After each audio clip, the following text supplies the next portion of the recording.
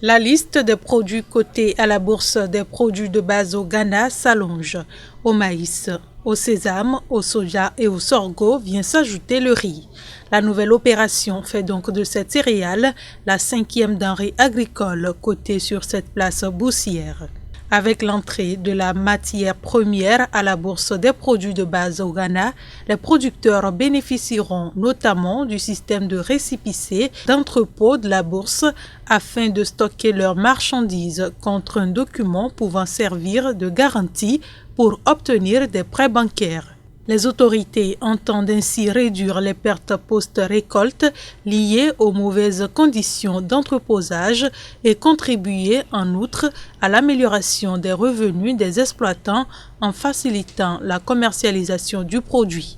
D'après la directrice exécutive de la Bourse des produits de base du Ghana, le lancement du négoce de riz sur la bourse sera extrêmement utile pour les exploitants ghanéens. Il faut dire qu'au Ghana, le riz est la deuxième plus importante céréale consommée après le maïs. Le pays consomme par an 1,4 million de tonnes de riz blanchi et en a produit 470 000 tonnes en 2019.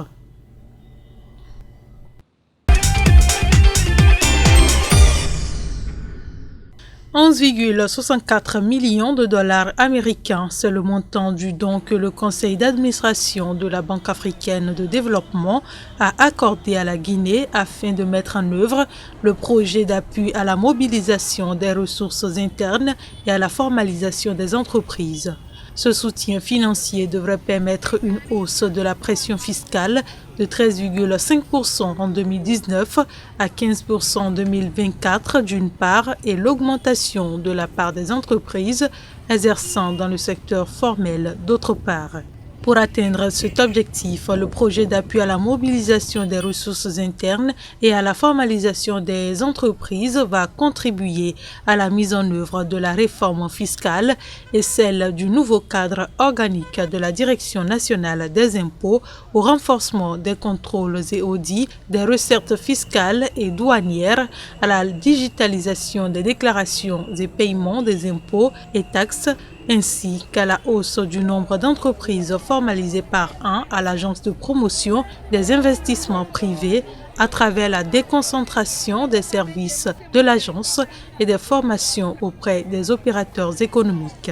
Ce projet table également sur une incidence positive sur l'amélioration de l'accès à la commande publique pour les petites et moyennes entreprises locales afin d'inciter celles qui exercent leurs activités dans le secteur informel à basculer dans le secteur formel.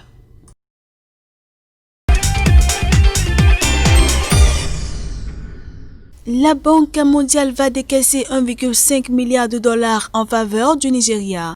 Ce nouveau financement devrait servir à mettre en œuvre deux projets dont l'objectif est d'aider le Nigeria à se construire une reprise résiliente après la COVID-19. Le premier projet, Nigeria COVID-19 Action, Recovery and Economic Stimulus, financé à hauteur de 750 millions de dollars, devrait permettre d'accroître l'accès des populations démunies aux transferts sociaux et services de base, tout en accordant des subventions aux ménages pauvres et vulnérables. Il permettra également d'améliorer les capacités des micro, petites et moyennes entreprises du Nigeria. Le deuxième projet, baptisé State Fiscal Transparency et Accountability and Sustainability, également financé à hauteur de 750 millions de dollars, a quant à lui pour objectif d'accroître l'efficacité des dépenses, renforcer la mobilisation des recettes et améliorer la responsabilité et la transparence dans la gestion des ressources publiques. Afin de mieux prendre en compte l'influence de ces changements sur l'économie nigériane au cours des prochaines années, la Banque mondiale a approuvé un nouveau cadre de partenariat quinquennal qui s'étend sur la période 2021-2024 et qui repose sur 4 points clés. Il s'agit de l'investissement dans le capital humain, la promotion des emplois ainsi que la diversification et la transformation de l'économie, le renforcement de la résilience et le renforcement des bases du secteur public grâce notamment à une amélioration de la gestion des finances de l'État.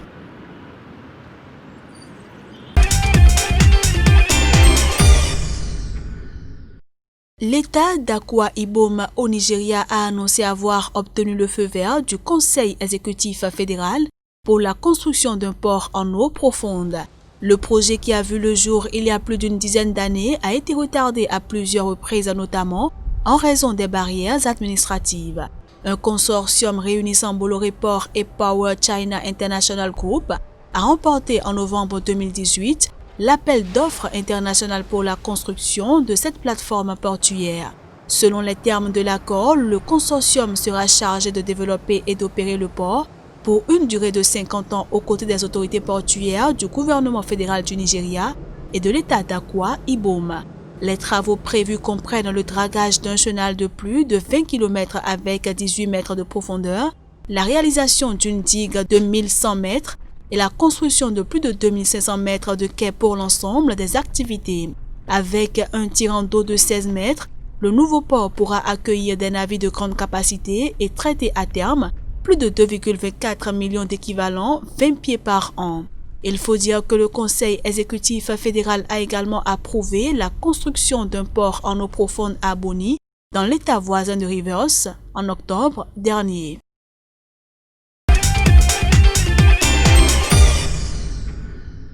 Le marché africain encore sous-exploité est désormais la cible de la société japonaise d'automobile Nissan qui va mettre en place une nouvelle unité commerciale régionale destinée au continent. Cette mesure vise à centraliser les opérations de l'entreprise en Afrique à travers une seule entité. Grâce à cette stratégie, l'entreprise espère stimuler sa capacité de production et mieux pénétrer le marché africain. Considéré comme l'un des plus grands marchés d'automobiles neuves non développés du monde, l'Afrique a attiré ces dernières années de nombreuses sociétés automobiles qui ont annoncé d'énormes investissements pour profiter de la bonne performance du continent en termes de croissance économique. Selon les statistiques, le continent compte pour à peu près 1% des ventes mondiales de voitures neuves, alors que sa population et sa classe moyenne augmentent. Les grosses firmes comme Nissan, Volkswagen ou Toyota cherchent à bien se positionner pour mieux profiter de ces perspectives économiques prometteuses, renforcées notamment par la future zone de libre-échange économique africaine. Il faut dire que Nissan est déjà présente en Égypte, au Nigeria et en Afrique du Sud, considérée comme le centre opérationnel de son unité commerciale régionale subsaharienne.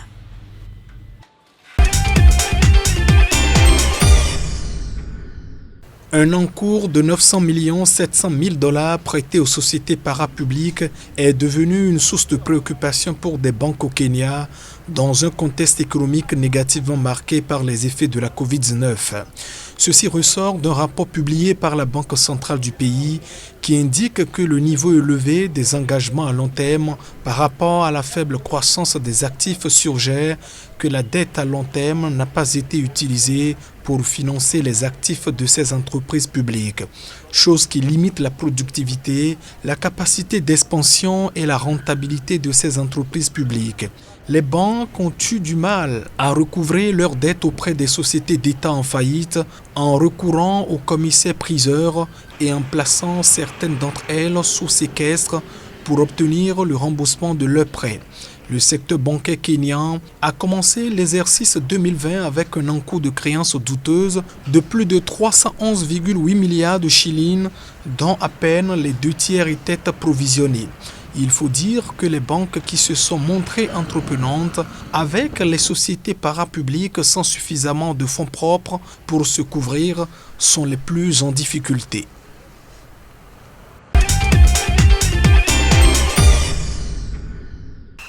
La Bralima a entamé le 3 décembre la production locale de la bière Heineken en République démocratique du Congo. Ceci à la faveur d'un investissement de 11 millions de $ dans ces installations. Cette nouvelle démarche devrait permettre à la compagnie de proposer désormais aux consommateurs la bouteille de 33 centilitres à un prix de 1500 francs congolais contre 2300 francs actuellement pour l'équivalent importé, soit une réduction de près de 35%. À travers cette nouvelle politique, l'entreprise entend commercialiser la boisson dans des contenants recyclables produits par la bouteillerie de Kinshasa afin de réduire son impact sur l'environnement. Cette nouvelle politique devrait également contribuer non seulement à l'équilibre de la balance économique de la République démocratique du Congo à travers la réduction des importations, mais aussi à mettre à la disposition des consommateurs congolais cette marque de bière. La RD Congo rejoint donc la liste des pays africains dans lesquels la marque Heineken est brassée. Il s'agit du Rwanda, de l'Égypte, de la Tunisie, du Nigeria, de l'Algérie et du Maroc. Rappelons que le marché de la bière en RD Congo est le 5e plus important d'Afrique, après l'Afrique du Sud, le Nigeria, l'Angola et le Cameroun.